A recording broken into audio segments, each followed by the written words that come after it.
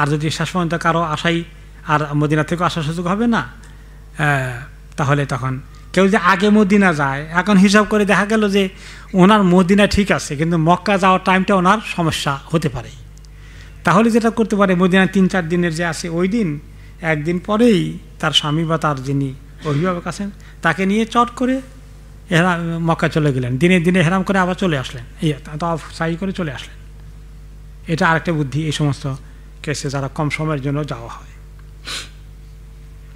Right, তো এই যে আপনি এখন এই তাওয়াফের কাজ হয়ে গেল, এভাবে 7 চক্কর দেওয়ার পরে তাওয়াফের কাজ শেষ। আপনি এখন আবার এহরামকে ওই বগলের তলে দিয়েছেন এটা খুলে আবার নরমালি দুনো কান ঢেকে ফেলেন। তারপরে আপনি এখন 2 রাকাত নামাজ মাকামে ইব্রাহিমে পড়তে হয়। মাকামে ইব্রাহিম কোন জায়গায়? এটা যদি হাজরে আসওয়াদ হয় তাহলে এখানে হলো সাফা, এখানে হলো মারওয়া, এই জায়গাটায় লম্বা। তো ওইখানে এই হাজরে আসওয়াদের থেকে শুরু করে এই পুরো এই এরিয়াটাকে বলা হয় মাকামে ইব্রাহিম। এখানে যদি জায়গা পাওয়া যায় এটা উত্তম, কিন্তু এখন যদি অনেক বেশি ভিড় হয় তাহলে আপনি মসজিদের যে কোনো জায়গায় পড়ে ফেললে 2 রাকাত নামাজ হয়ে যাবে। এই 2 রাকাত নামাজ অনেক ইমামরা ওয়াজিব বলেছেন, আর কেউ কেউ এটাকে সুন্নত বলেছেন, কিন্তু এটা সুন্নত হলে খুবই গুরুত্বপূর্ণ, সুন্নত এটা মিস করা যাবে না। তো এখানে এই 2 রাকাত নামাজের মধ্যে 2টো সূরা পড়েছিলেন রাসূলুল্লাহ সাল্লাল্লাহু আলাইহি ওয়াসাল্লাম। প্রথম রাকাতে ফাতিহার পরে কুল ইয়া আইয়ুহাল কাফিরুন, দ্বিতীয় রাকাতে ফাতিহার পরে কুল হুয়াল্লাহু আহাদ। এটা হলো সুন্নত। কাপড় দিয়ে জনকান থেকে 2 রাকাত নামাজ পড়লেন, ওখানে সামনে দিয়ে লোকেরা আসা যাওয়া করবে, নামাজ পড়তে নামাজের সামনে দিয়ে যাবে। ওলামায়ে কেরাম বলছেন যে ওই জায়গায় এটা কনসিডারেবল, অতিরিক্ত মানুষের ভিড়ের কারণেই কনসিডারেবল। এবং মহিলারা চেষ্টা করবেন এক জায়গায় মহিলাদের সঙ্গে পড়তে, মহিলা আর পুরুষ, অন্য পুরুষ তার পাশে দাঁড়াচ্ছেন, এরকম যেন না হয়। দেখবেন আপনি ওখানে গেলে যে বেশ কয়েকজন 4-5 জন মহিলা ওখানে আছে, ওখানে আপনার বিবিকে ঢুকাই দেন, বলেন তুমি এখানে ঢুকাও, আর আপনি ওনার পাশেই হারিয়ে যাবে না, দূরে নয়, পাশেই আপনি পুরুষদের পাশে ওখানে পড়েন, এরকম করে পড়তে পারেন, এটাও ভালো। আর কেউ যদি দেখে যে কোনো রকমই পড়া যাচ্ছে না, হলিডে উপলক্ষে বেশি ভিড় হয়ে গেছে, তখন আপনি ওখানে না পড়ে একটু দূরে সাফার কাছে ওদিকে যাওয়ার পথে পড়ে নিলেন। তো 2 রাকাত নামাজ এটাকে বলা হয়, মানে এটা নামাজটা খুবই গুরুত্বপূর্ণ। 2 রাকাত নামাজ শেষ করার পরে নবী করিম সাল্লাল্লাহু আলাইহি সাল্লাম পানি পান করেছেন, জমজমের পানি। এটা কোনো সময় তিনি দাঁড়িয়ে খেয়েছেন, কোনো সময় বসে খেয়েছেন। এখানে দাঁড়িয়ে খাওয়া সুন্নত মনে করা এই লাইনে নেওয়ার দরকার নাই, যে তিনি তখন বসতে জায়গা পাচ্ছিলেন না বিদায় দাঁড়িয়ে খেয়েছিলেন। তোকে বসতে না পারলে তখন দাঁড়িয়ে খাওয়া যায় যাচ্ছে, আর বসার সুযোগ হলে স্টিল বসে খাওয়াটাই মোর রেকমেন্ডেড, ঠিক আছে। আর ওখানে যতক্ষণ থাকবেন বেশি করে জমজমের পানি পান করবেন। তো আমিন ও শেফা ও সুকমিন, এর অনেক ফজিলত। নবী করিম সাল্লাল্লাহু আলাইহি ওয়াসাল্লাম বলেছেন যে ব্যক্তি এটা খাবে, তার খাবার যদি কেনার পয়সাও না থাকে, এটা তার খাবারের কাজও করবে, নিউট্রিশন অনেক আছে, এবং এটা শেফার কাজ করবে। একটা হাদিসে এসেছে যে জমজমের পানি পেট ভরে খায় না শুধু মুনাফিকরা, আর ভালো মুসলিমরা পেট ভরে বেশি করে খায়।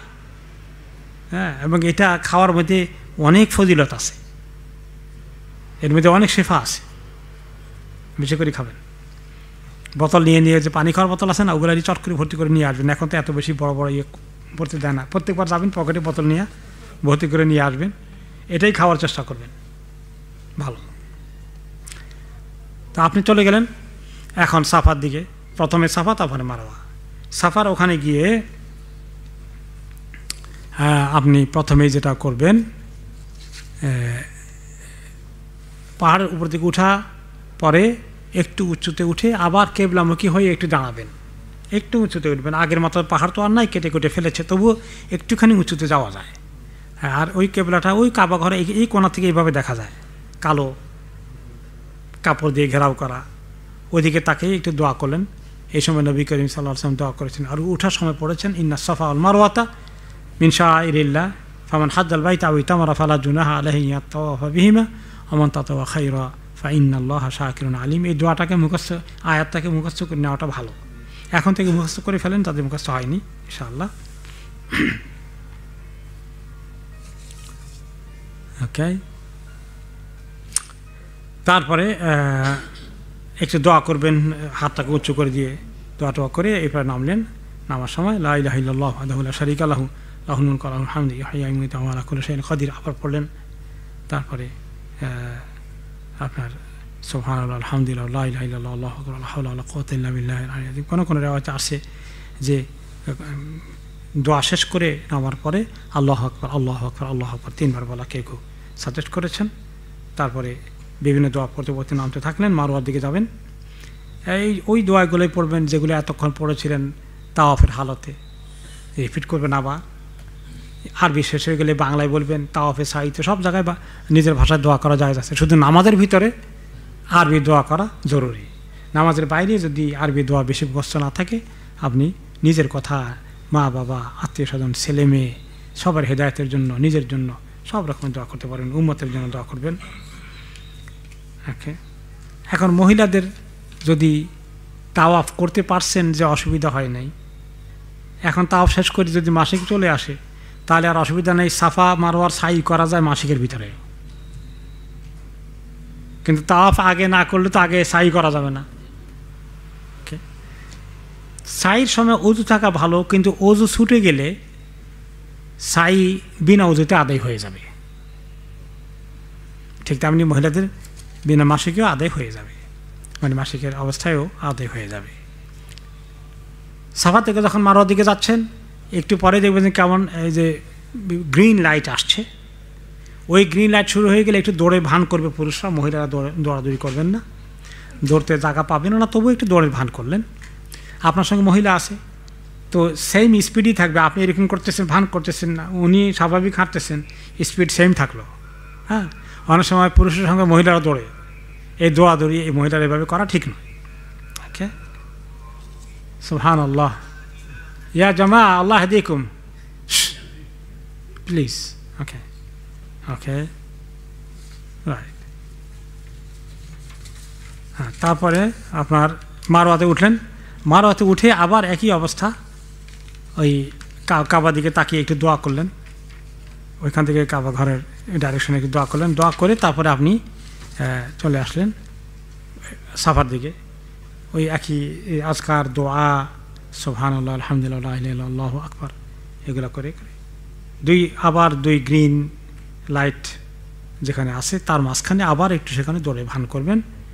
তারপরে এই সেকেন্ড হয়ে গেল মারওয়া থেকে সাফাতে। তাহলে সাফা থেকে মারওয়া একবার, মারওয়া থেকে সাফা আরেকবার হয়ে গেল। সাফা থেকে মারওয়া এভাবে করে, মানে পুরোটা সাফা থেকে ঘুরে আবার সাফায় আসা নয়। সাফা থেকে মারওয়া একবার হয়ে যায়, মারওয়া থেকে সাফা আরেকবার হয়ে যায়, এভাবে করে 7 বারে শেষ হবে কোথায়? মারওয়াতে গিয়ে। মারওয়াতে গিয়ে শেষ করে প্রত্যেকবারই সাফা মারওয়া কেবলামুখে একটু দোয়া করে সে এভাবে প্রত্যেকবারই করবেন, মুক্তাসার দোয়া করে। তারপরে ফাইনালি মারওয়াতে শেষ হয়ে গেল, দোয়া করে চলে আসবেন, বের হয়ে গেলেন। আপনার এই তাওয়াফের সাইর পরে ওমরার কাজ শেষ হয়ে গেল। ওমরার কাজ শেষ হওয়ার পরে এখন পায়ের স্যান্ডেল দেখাই নেই, সরি, জুতা পরা যাবে না, মোজা পরা যাবে না, তাই না? এরকম হালতে। থ্যাংক ইউ, জাযাকাল্লাহ খাইর। এই যে এইরকম স্যান্ডেলও পরা যায়, চামড়ার হোক আর বিভিন্ন হোক। এই যে এখানে সেলাই টেলাই আছে, এই সেলাইতে অসুবিধা নাই। ওকে, স্পঞ্জ পরা যায়, রাবারের স্যান্ডেল পরা যায়, চামড়া স্যান্ডেল পরা যায়। ওই স্যান্ডেলের মধ্যে চামড়া স্যান্ডেল সেলাই থাকলে তাতে কোনো অসুবিধা নেই। ওকে, কিন্তু জুতা আর মোজা পরা যাবে না, মহিলাদের কোনো রেস্ট্রিকশন নেই। থ্যাংক ইউ, জাযাকাল্লাহ খাইরান। Okay, right. এখন যখন এই মারওয়াতে শেষ হয়ে গেল, সাফা মারওয়াতে 7ম বার শেষ হয়ে গেল, এখন আপনার ওমরার কাজ শেষ, কিন্তু এখনও এহরামের ভিতরে আছেন। এহরাম থেকে বের হতে হবে। এহরাম থেকে বের হওয়ার আগে জরুরি কাজ থাকলো কি? চুল কাটা। এই চুল মুন্ডানো সওয়াব বেশি, একবারে শেভ করাটা সওয়াব বেশি।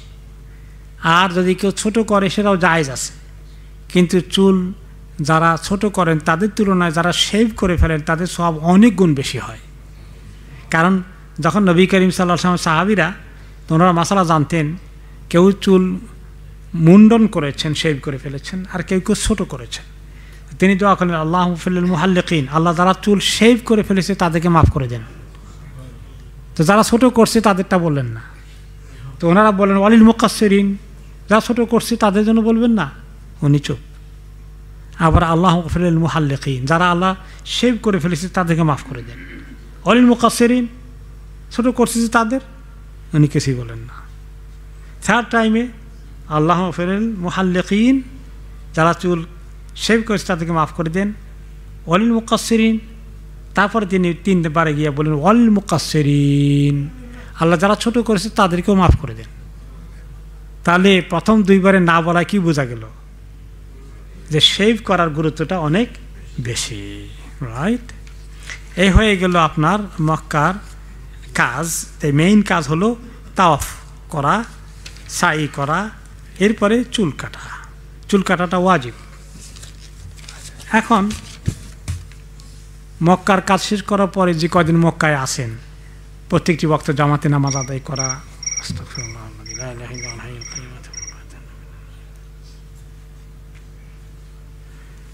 প্রত্যেকটি মানে দিন প্রত্যেকটি ওয়াক্ত যাতে জামাতে নামাজ আদায় করা যায় এবং যতক্ষণ বেশি সেখানে থাকা যায়, কোরআন তেলাওয়াত করা যায়। নফল তাওয়াফ করার আগে সুযোগ ছিল, এখন কি অবস্থা আমি জানি না, জানি এখন বোধহয় এত সম্ভব না, এত ভিড় হয়। আর আপনি নফলটা তাওয়াফ করতে যাবেন, যারা অনেক দূর থেকে এই ক্লান্তি নিয়ে সফর করে এসেছে, তাদের তো ওই ফরজ তাওয়াফ করা তাদের কষ্ট হয়ে যাচ্ছে। এই ক্ষেত্রে খুব বেশি নফল তাওয়াফ করতে নিচের তলায় বিশেষ করে কষ্ট হয়ে যায়। এটা আসলে খুব বেশি ভালো পরামর্শ হবে না, কথা বুঝতে পেরেছেন? তবে ফার্স্ট ফ্লোরে অথবা ছাদের উপরে যেও কেউ কেউ করেন, ঠিক আছে? তো এই হলো যতক্ষণ কাবাতে মক্কাতে আসেন, এই বেশি বেশি করে নামাজ কালাম পড়া, আল্লাহর ঘরকে দোতলায় বসে বসে একটু দেখতে পারা, এটাও খারাপ না। আল্লাহ ঘর দেখলেও মনটা নরম হয়ে যায়, দোয়া করা, দোয়া কবুল হয়ে যায় ইনশাআল্লাহ। কোরআন শরীফ বেশি করে পড়লেন। বেশি বেশি বাজারে ঘোরাঘুরি করতে চায় লোকেরা, অনেক অনেক বেশি। কিছু হাদিয়া তহবা কিনবেন, শেষের দিকে রাখলেই হয়। বেশি বাজারে ঘোরাঘুরি না করে কিছু ইবাদতে কাজে লাগানো, চোখের পানি ফেলা। এই ঘরে আল্লাহ আনছেন আমাদেরকে, যে ঘরে সবাই আসতে পারে না। পৃথিবীর কত মানুষ, আমাদের মুরব্বীরা কত চোখের পানি ফেলেছেন, জীবনেও মক্কা মদিনায় আসতে পারেননি। আমাদেরকে আল্লাহ আসার তৌফিক দিয়েছেন, দেখি আল্লাহ সেই শুকর আদায় করি, নিজেকে আল্লাহর প্রতি চোখের পানি নিয়ে আসি। হ্যাঁ, তো এইভাবে করে সময়টা কাটানো, গল্প গুজব এগুলোর দিকে বেশি মনোযোগ না দেওয়া। তারপরে মক্কা যখন ছাড়বো আমরা, তখন বিদায়ী তাওয়াফ লাগবে কি না? বিদায়ী তাওয়াফ মেইনলি আসছে হজের পরে, ওমরার পরে বিদায়ী তাওয়াফের এভাবে গুরুত্ব আসেনি। তো যদি কেউ করে ভালো, কিন্তু এটা এরকম করে কোনো ওমরাতে তিনি বিদায়ী তাওয়াফ করেছেন প্রমাণ পাওয়া যায় না, কিন্তু হজের মধ্যেই বিদায়ী তাওয়াফ তিনি করেছেন। তো মদিনার দিকে চলে গেলেন। এখন হজের কাজ শেষ হয়ে গেল, বা সরি ওমরার কাজ শেষ হয়ে গেল। এখন মদিনার জিয়ারতে আমরা যাব। মদিনার কাজটা তো হজেরও অংশ নয়, ওমরারও অংশ নয়, সেটা আলাদা আরেকটি ইবাদত। কারো যদি এমন হয় যে মাত্র 3 দিনের জন্য গিয়েছে, ট্রানজিটে গেল, ওমরা করে ফেলতেছে, মদিনা যেতে পারে নাই, এতে করে তার ওমরার কোনো ক্ষতি হবে না।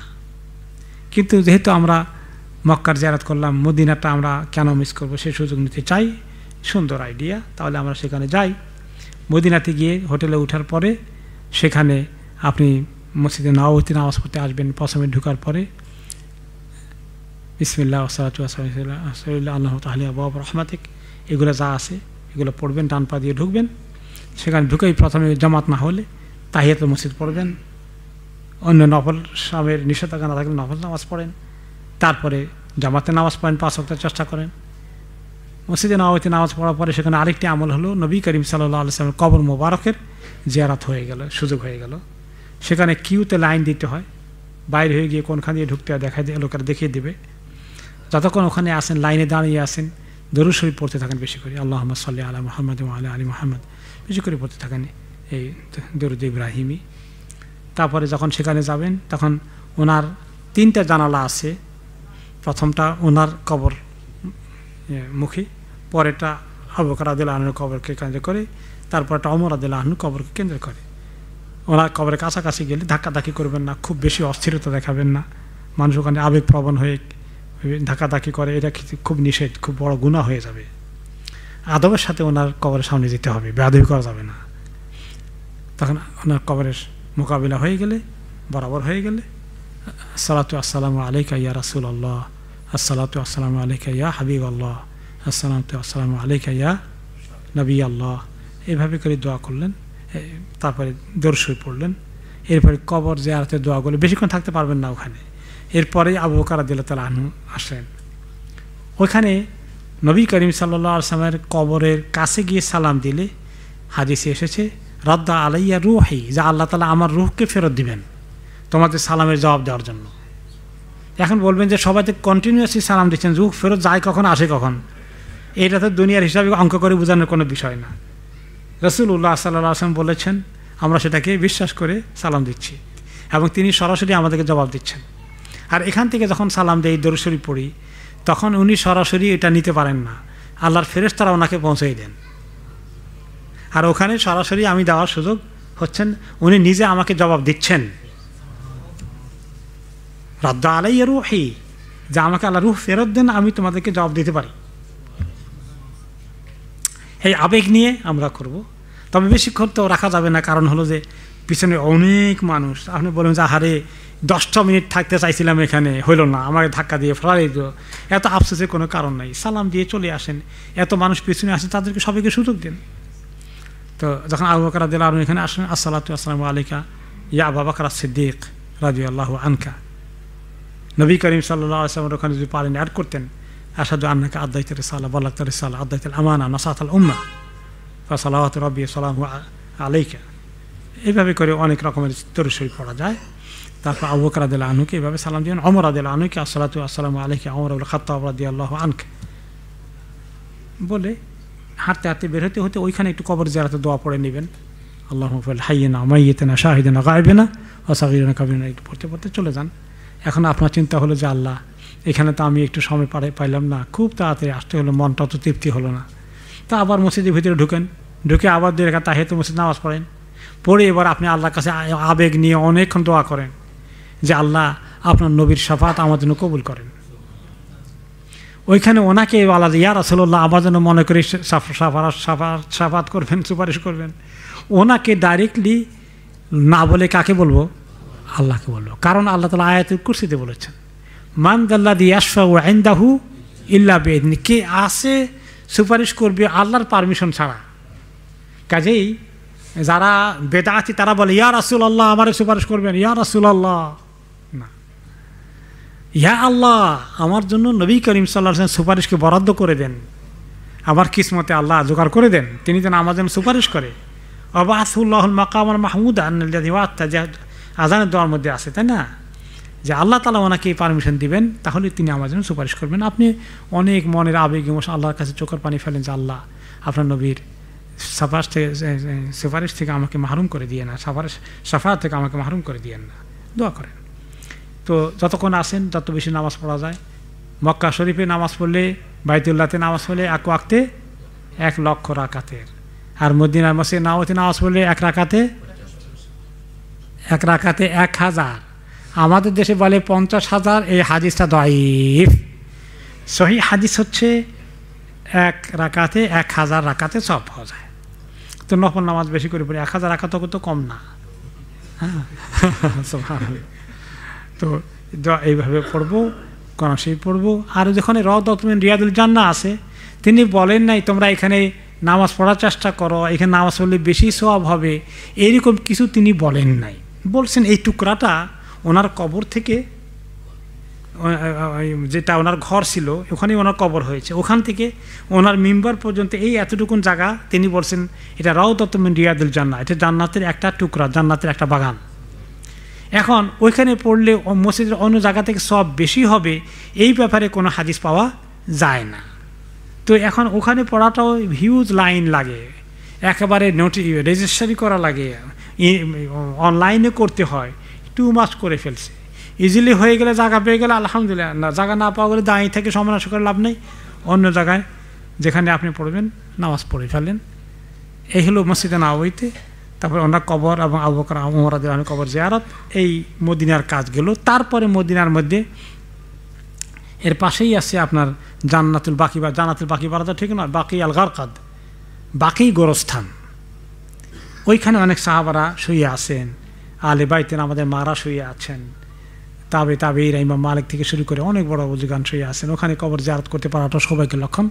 তো ওই কবর জিয়ারতে যাওয়ার পথে যাওয়ার সময় ওটাও সবসময় খোলা থাকে না, ফজরের পরে অনেকক্ষণ খোলা থাকে, আবার আসরের পরে খোলা থাকে, জোহর পরেও বোধহয় খোলে না ওই ডেজ, আল্লাহ আলাম।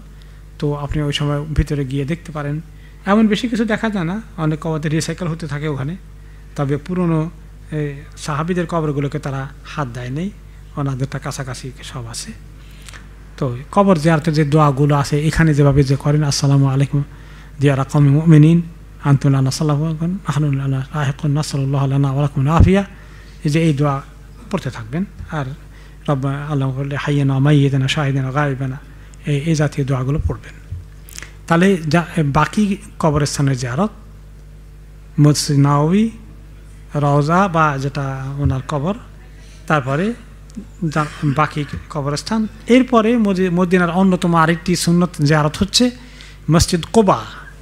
যে ব্যক্তি মসজিদ কোবাতে মদিনার থেকে তাতাহহারা ফি বাইতিহি, মদিনায় ওযু করে গিয়ে কোবাতে গিয়ে কয় রাকাত নামাজ পড়ে, আল্লাহ তাআলা তাকে মাকবুল ওমরার সওয়াব দান করবেন, মাকবুল ওমরার সওয়াব দান করবেন।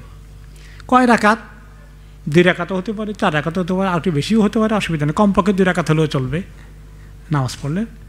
তাহলে এই আরেকটি সুন্নত ইবাদত, তিনি প্রতি শনিবারে এই কাজটা করতেন, নিজের ঘর থেকে ওযু করে ওখানে গিয়ে মসজিদে কোবায় 2 রাকাত নামাজ পড়তেন।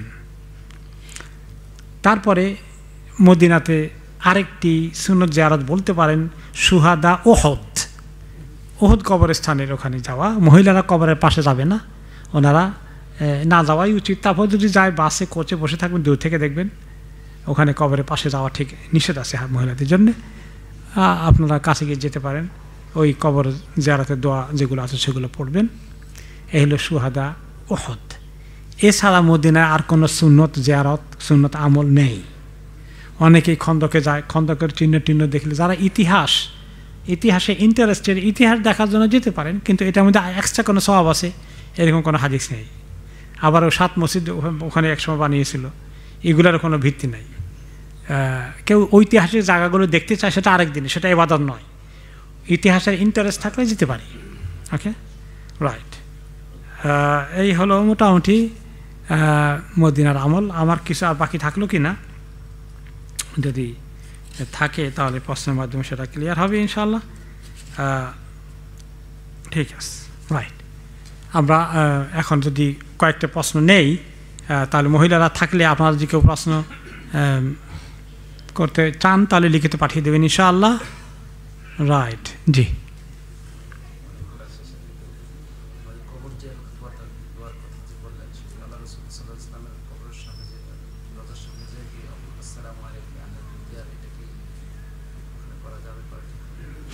ওনার ওখানে আসসালামু আলাইকুম ইয়া রাসূলুল্লাহ, হ্যাঁ ওইটা একটু পরে করেন, যেতে ওখানে সময় বেশি পাবেনও না, এত মানুষ, হাজার হাজার মানুষ পেছনে লাইনে আছে, কাজে এতটুকু করে পরে যখন গেলেন ওখানে সালাম দিয়ে গেলেন, আবু বকর ওমর রাদিয়াল্লাহু সালাম দিলেন, যাইতে যাইতে বাকি দোয়াগুলো করতে থাকবেন, কারণ থাকতে পারবেন না এতক্ষণ। ওকে, ওকে, রাইট। আর কারো প্রশ্ন আছে? জি, জি। কি সময়? তায়েফ তো হজ ওমরার কোনো অংশ না, কিন্তু সেখানে কেউ যদি যায়, ওখানে নবী করিম সাল্লাল্লাহু আলাইহি ওয়াসাল্লাম যুদ্ধ করেছেন, তো ওখানে যুদ্ধের জায়গা টাকা চিহ্ন টিহ্ন এখন আগের মতো কিছু নাইটাই, ইতিহাস ছাড়া ওখানে আর কোনো ফজিলতের এক্সট্রা কোনো খবর নেই। তবে কেউ যদি নফল ওমরা করতে চায়, আবার প্রথমবার করলো, দ্বিতীয়বার করতে হলে একসময় মসজিদে আয়েশা গিয়া আবার ওমরা করো, আবার করো, 3টা-4টা করে, প্রতিদিনই 1-2টা করে করে। এইটা সুন্নতের খেলাফ কাজ। কোনো সাহাবারা নবী করিম সাল্লাল্লাহু আলাইহি ওয়াসাল্লাম একাধিক তাওয়াফ করেন নাই কোনো সফরে, সব সফরে একটা করেছেন। তারপরে কেউ যদি তায়েফে যায়, যে আমি নিজের ওমরা করছি, তায়েফের থেকে ঘুরে আসি, তায়েফও দেখলাম, আর একটা মিকাতের বাইরে গিয়েছি, ওখান থেকে আরেকটা ওমরা করতে পারি কি না আমার বাবার জন্য অথবা আমার মায়ের জন্যে, এটা কেউ কেউ করতে চান, এটা কনসিডারেবল আছে। কিন্তু মসজিদে আয়েশা থেকে বারবার গিয়া শাটল সার্ভিস যে ইউজ করে লোকেরা, এটা আসলে ঠিক না। এটা ইন্ডিয়া, পাকিস্তান, বাংলাদেশিরা এটা খুব ফজিলত গায়, এই ফজিলতটা আসলে ঠিক না। রাইট, জি।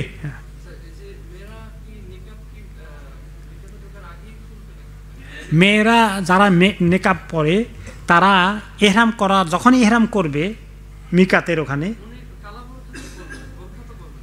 না বোরকা তো বোরকা এক জিনিস, নেকাব আরেক জিনিস, বোরকা তো থাকবেই। শুধু চোখ ঢাকার মুখ ঢাকার যে নেকাব এইটা দেখাইলাম যে পিসটা নেকাবের, ওইটা ওনারা খুলে ফেলবেন যখনই এহরামে নিয়ত করে ফেললেন। হ্যাঁ, তার আগে তো পর্যন্ত ওনারা ঠিক আছে ওনাদের, হ্যাঁ ওনারা করার পরে আবার পড়বেন, নেকাব পড়বেন ইনশাআল্লাহ। কথা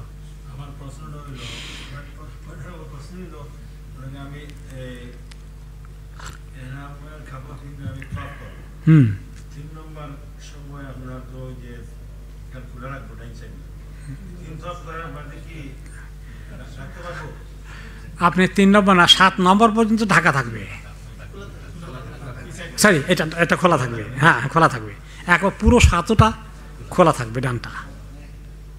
7টা যখন শেষ হয়ে গেলে তখন আবার ডান কানটা ঢেকে নেবেন।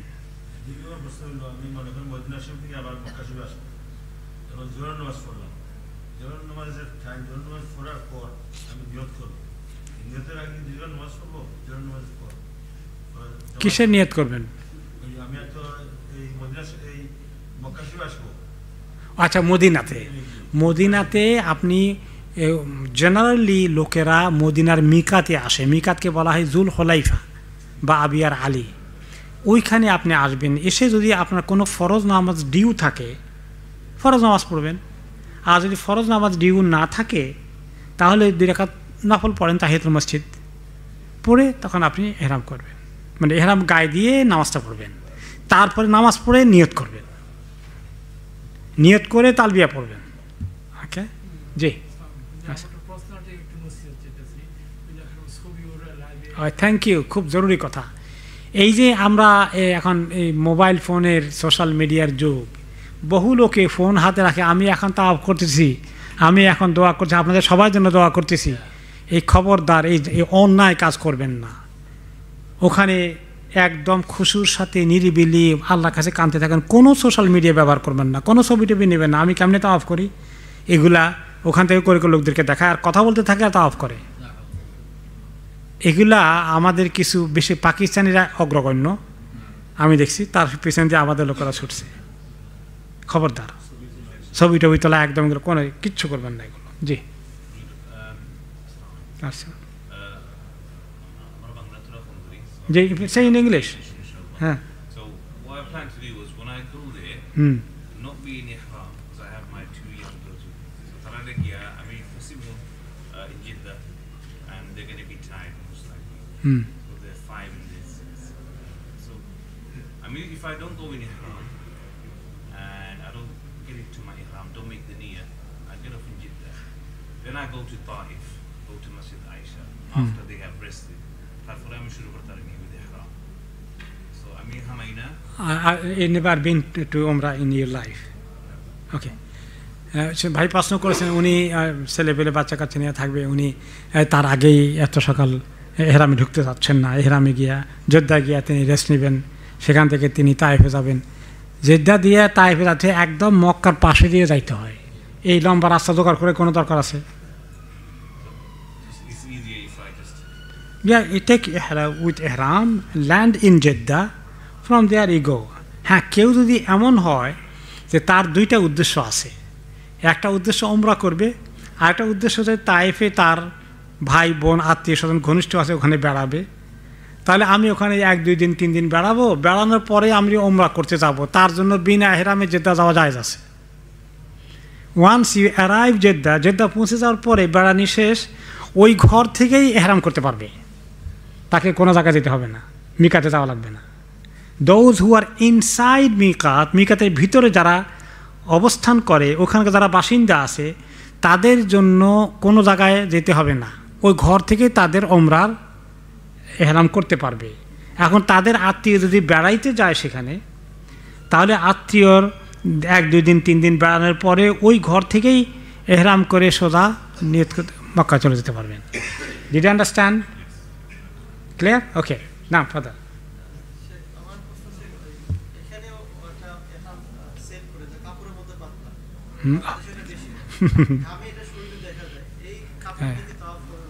বারাকাল্লাহ ফিক।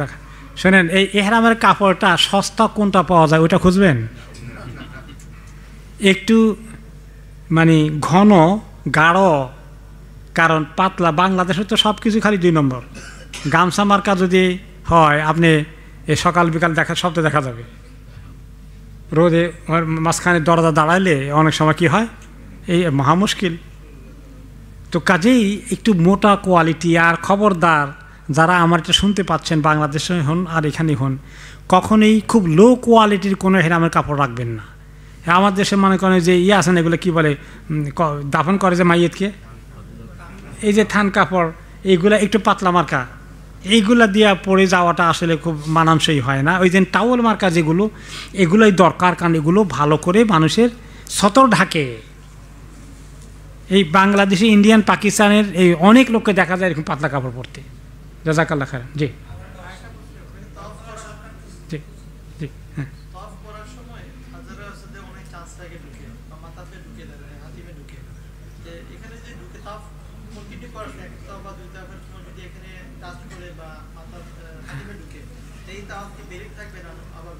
না, একটা হলো যে 1 নম্বরে হলো যে হাজার আসওয়াদের মধ্যে যদি ঢুকে ওখানে গিয়া চুমু টুমু দেয়। শোনান, এখানে 1 নম্বরে এখানে ঢুকার কাজটা ভালো কোনো মানুষই করে না, সত্যি কথা, মাফ করবেন।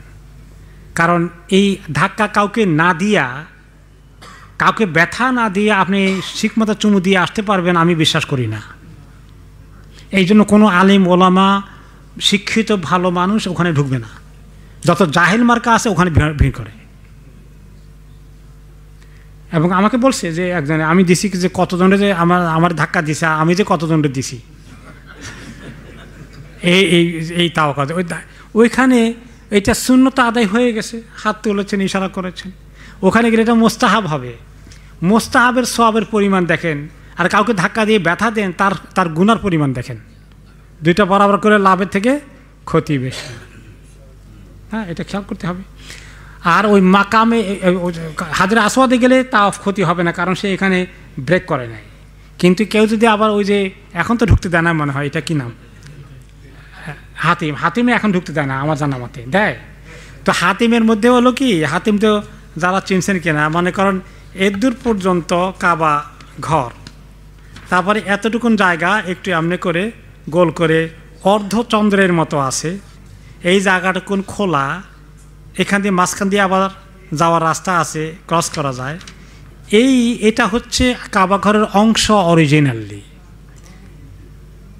আবু তালেবের সময় তারা যখন রিবিল্ড করে, তখন তাদের পয়সা কম ছিল, পুরোটাকে তারা কাভার করতে পারে নাই, কিছু বাদ দিয়ে করেছে। ওইটাই ইতিহাসের এই ভিত্তিতে এখনও সেভাবে থেকে গেছে, সেটা কাবার অংশ। এখন কেউ যদি হাতিমে ঢুকার জন্য যে রাস্তা আছে ওখান দিয়ে ঢুকে শর্টকাট তাওয়াফ করে, তাহলে তার তাওয়াফ হবে না, ওই তাওয়াফ ওটা মিস হয়ে যাবে। পুরো চক্কর দিতে হবে ওটার বাইরে দিয়ে। ওকে, জি। এখানে মুরব্বী অনেকক্ষণ থেকে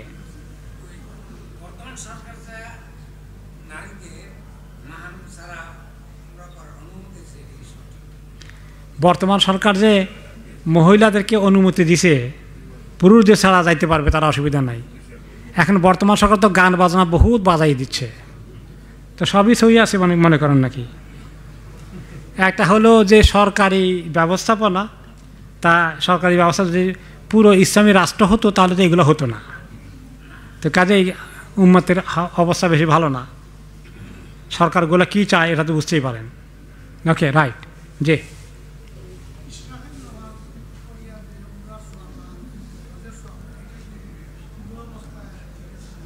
আবার বলেন, এশাকের নামাজ, হ্যাঁ হ্যাঁ হ্যাঁ, না এখন যে এশাকের নামাজ পড়লে মকবুল হাজ মকবুল ওমরার সওয়াব পাওয়া যায়, তো এটাকে ঠিক আছে কিনা? তাহলে কে সারা জীবন এটাই করুক, আর দরকার নাই ওমরা করতে যাওয়ার। এইটা আল্লাহ তাআলা মেহেরবানি করে আমাদেরকে দিচ্ছেন।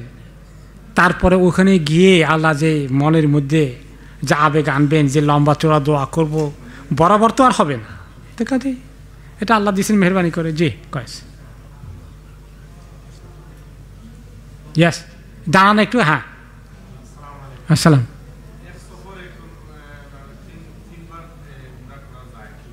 ওকে, এটা তো বলছি যে একই সফরে নবী করিম সাল্লাল্লাহু আলাইহি ওয়াসাল্লাম সাহাবায়ে কেরামরা একাধিক উমরা করেছেন, কোনো প্রমাণ নাই। কায়সান রহমতুল্লাহ আলাইহি তাবেঈ তিনি বলেন যে এতবার যে মসজিদে আয়েশা গিয়ে এরা উমরা করে, এদের কি সওয়াব হবে না গুনাহ হবে আমি বুঝতে পারতেছি না। কারণ নবী করিম সাল্লাল্লাহু আলাইহি ওয়াসাল্লাম কোনো নফল আমল করতে তিনি কি সবার আগে থাকবেন না পিছনে থাকবেন? তাহলে উনি এবং আবু বকর ওমর মতন লোকেরা ওনারা যে একবার এসে 3 বার 5 বার উমরা করেছেন এর কোনো খবর নাই, একবারই করেছেন। এইটাই হলো মেজরিটি আলেমদের আমল। তারপরে কেউ যদি মনে করে যে হারে আমার আব্বার জন্য একটা করি, আমি কালকে দেখা হলে একজনের সঙ্গে বলতেছিল যে গেছি উমরা করে আসি 4টা করছি। তো এত কম সময়ে এত একাধিক উমরা করা, এটা আসলে সালফে সালেহিন এরকম আমলটা করেন না। যদি অনেক দিন থাকে তারপরে একবার তায়েফ থেকে করে আসলো, হতে পারে আমার বাবার জন্য মায়ের জন্য করলাম একটু, মেবি। কিন্তু আসলে এক সফরে এক নুসুক, এটাই হলো নবী করিম সাল্লাল্লাহু আলাইহি ওয়াসাল্লাম সাহাবাদের, তাবেঈনদের, তাবেঈনদের, আইমায়ে কেরামের এভাবেই তারা আমল করেছেন।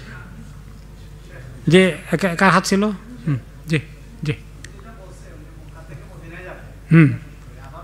আচ্ছা, এখন হলো যে মক্কা শহর থেকে বেরিয়ে গেছেন, গিয়ে মদিনায় গিয়েছেন, গুড।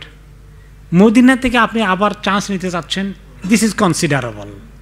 আপনি আরেকটা সফর করতেছেন এখন, এটা কনসিডারেবল। কিন্তু মক্কা হোটেল থেকে বসেই এই যে একাধিক করতে থাকা, যেটা অনেকেই করে, টু মাচ।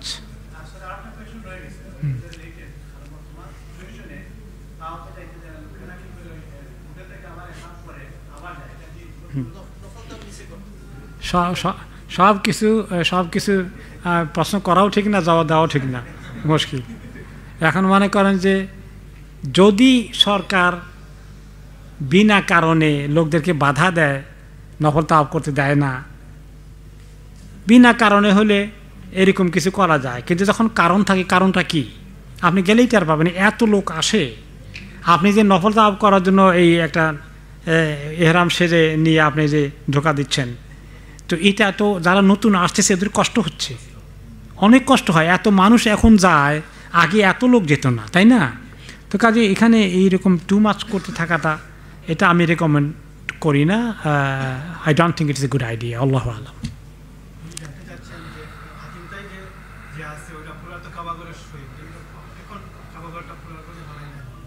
ওকে, এটা তো অনেক প্রশ্ন, এটা সিরাতের মধ্যে আলোচনা করেছি আমরা, যে নবী করিম সাল্লাল্লাহু আলাইহি ওয়াসাল্লাম চাইছিলেন যে ওনার জামানায় মা আয়েশাকে বললেন, মা আয়েশা শোনো, আয়েশা তোমার এই আরবের গোষ্ঠী, তোমার বলতে মানে কোরাইশ বংশকে বুঝিয়েছেন, তাদের পয়সার কমতি ছিল বিধায় তারা পারে নাই। আমার মনে চায় যে আমি কাবাকে ইব্রাহিম আলাইহিস সালামের ভিত্তিতে আবার নিয়ে আসি, ঢুকাই ফেলি এটা।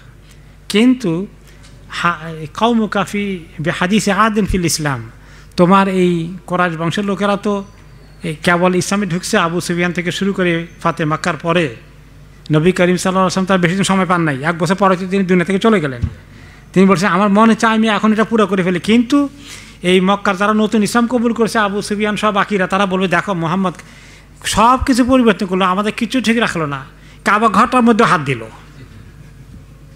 আমাদের বাপদাদার এটা যেভাবে ছিল এটা রাখলো না। এটা তাদের মধ্যে খামাখা কনফিউশন সৃষ্টি করবে, এটা আমি করলাম না।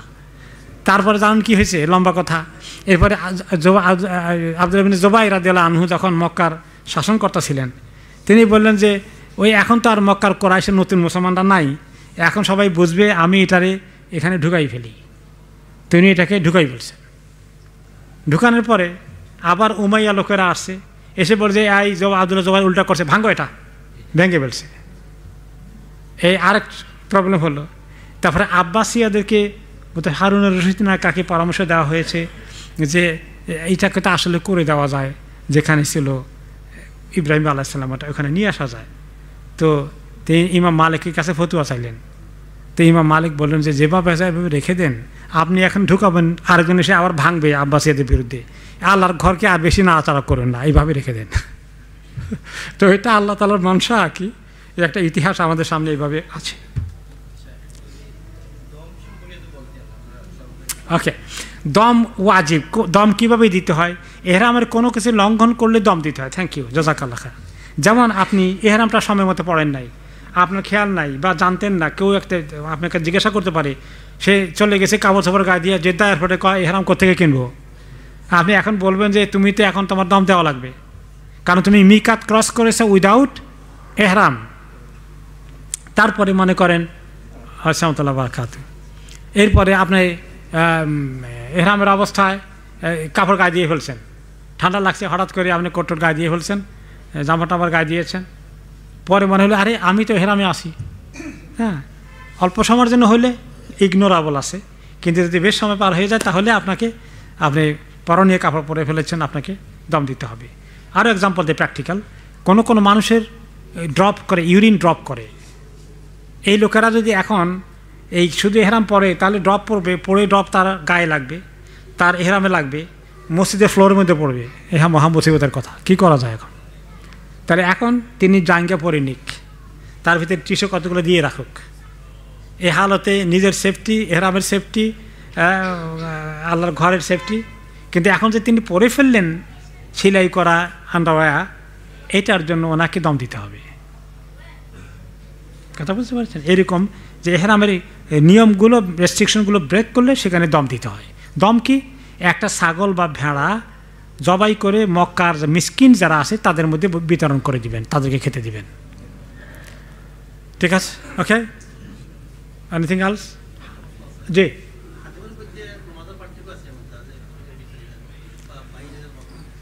হাতেমের মধ্যে অথবা আল্লাহর ঘরের মধ্যে নামাজ পড়ার মধ্যে অতিরিক্ত সওয়াব আছে এরকম কোনো হাদিস নাই।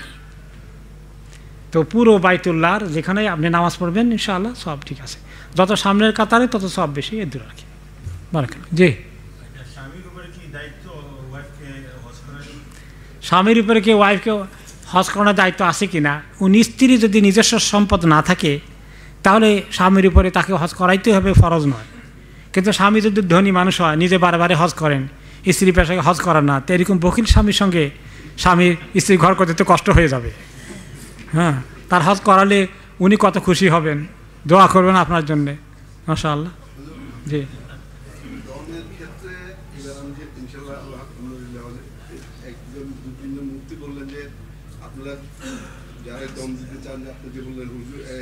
জবাই করে বন্টন করার কথা, তো তারা দেখলাম যে আমাদেরকে বললো যে অনেককে ইয়েতে মসজিদের ভিতরে বললো যে ঠিক আছে এটা তো সম্ভব হচ্ছে না, আপনারা যতটুকু পারেন আল্লাহর রাস্তায় দান করতে পারেন। লা হাওলা ওয়ালা কুওয়াতা ইল্লা বিল্লাহ। দেখেন কিছু আলেমের ফতোয়া, কত জঘন্য অন্যায় কথা, কাজে এখন এত ভিড় হজের মধ্যে পারবেন না, কিছু দান করে দেন বেশি করে। দেখেন এই উল্টাপাল্টা কথা, কেন পারবেন না? ওখানে হোটেলের যারা কর্তৃপক্ষ আছে, আপনার যারা ট্যুর অপারেটর আছে, তারা জানে কোথায় পাওয়া যায়, সেখানে নিজে যাবেন, নিজে গিয়ে কিনবেন, কেনার পরে যদি আপনি জবাই নাও করতে পারেন তবুও একজন, যেমন বার্মিজ অনেক রিফিউজিরা সেখানে আছে, তারা এগুলোর উপরেই বসবাস করে, বলে যে তুমি জবাই করো, যদি সন্দেহ হয় যে সে জবাই না করে যে বিক্রি করে দেয়, এভাবে বিক্রি করার কথা না, কারণ ওগুলো ফার্মের মধ্যে বিক্রি হয়। তারপরেও যে আমি জবাই করি, তুমি কোথায় জবাই করবো আমি একটু দেখতে চাই, আরও ভালো হয়। না হলে বিশ্বাস করলে তাকে আপনি দিয়ে দেন যে তুমি এটা জবাই করে দিয়ে নিজে খাইও, বাকি অনেকে দিও, হয়ে গেল। অর্থটা দিলে তো এখন মুশকিল হলো যে যদি বিশ্বস্ত হয় তাহলে দিতে পারে, সেই বিশ্বস্ত কিনা বুঝছেন কিনা? এখানে তো বাটপার থাকতে পারে যে 3টা 4টা 5টা নিয়ে একটা জবাই করে দিল। আগের জমানায় এরকম হয়েছে, আমাদের মিয়া সাহেব দেশে ওখান থেকে যায়, কাজ করে না, ওমরা করে, নফল ওমরা করে, পয়সা নিয়ে তো 5 জন থেকে পয়সা নিয়ে ওমরা একটা করে, সবার নামে করে দিছি, আল্লাহ মাফ করুক। ঠিক আছে, জাযাকুমুল্লাহ খাইরান, সুবহানাকাল্লাহুম্মা ওয়া বিহামদিকা আশহাদু আল্লা ইলাহা ইল্লা আনতা আস্তাগফিরুকা ওয়া আতুবু ইলাইক। সবচেয়ে বড় কথা আমরা ইখলাসের সাথে ইবাদত করি। আমি ওমরা করেছি 3টা জীবনে, 5টা করেছি, 10টা করেছি, হিসাব রাখার মানুষকে বলার কোনো দরকার নেই। এবং সেখান থেকে যেন আল্লাহ কবুল করেন। ইব্রাহিম আলাইহিস সালাম হজ ওমরা করতে তিনি ঘর বানালেন, এত কষ্ট করেছেন, আর তিনি খালি কি দোয়া করেছেন? রব্বানা তাকাব্বাল মিন্না ইন্নাকা আনতাস সামিউল আলিম। আল্লাহ কবুল করেন, আল্লাহ আপনি কবুল করেন, আল্লাহ আপনি কবুল করেন। আমি তো গেলাম, আপনি তো গেলেন, কবুল হয়ে গেছে, গ্যারান্টি আছে? আল্লাহর কাছে কবুলের জন্য খুব করে চাইতে হবে। ইন্নামা ইয়াতাকাব্বালুল্লাহু মিনাল মুত্তাকিন, আল্লাহ শুধু মুত্তাকিদেরটা কবুল করে, সবার থেকে কবুল করে না আল্লাহ। এই জন্য আল্লাহর কাছে কবুলের দরখাস্ত দিতে হবে বেশি করে, ইখলাসের সাথে আমল করতে হবে, সময়কে কাজে লাগাতে হবে। এহরামের হালতে, এহরামের পরে ওখানে মহিলাদের চলাফেরা উল্টাপাল্টা, নিজের চোখকে নিচের দিকে রাখার জন্য আল্লাহ যেন তৌফিক দান করেন। এভাবে করে তাকওয়ার হালাতে যেন সময়গুলো কাটানোর জন্য আল্লাহ আমাদেরকে সুযোগ দান করেন। বারাকাল্লাহু ফিকুম। সুবহানাকাল্লাহুম্মা বিহামদিকা আশহাদু আল্লা ইলাহা ইল্লা আনতা আস্তাগফিরুকা ওয়া আতুবু ইলাইক। ওয়া সাল্লাল্লাহু তাআলা আলা খায়রি খালকি সাইয়্যিদিনা মুহাম্মাদ ওয়া আলা আলিহি ওয়া সাহবিহি আজমাইন। আসসালামু আলাইকুম ওয়া রাহমাতুল্লাহি ওয়া বারাকাতুহু। ইনশাআল্লাহ আগামী সপ্তাহে আমাদের তাফসীর যথারীতি অনুষ্ঠিত হবে আসর নামাজের পরেই ইনশাআল্লাহ।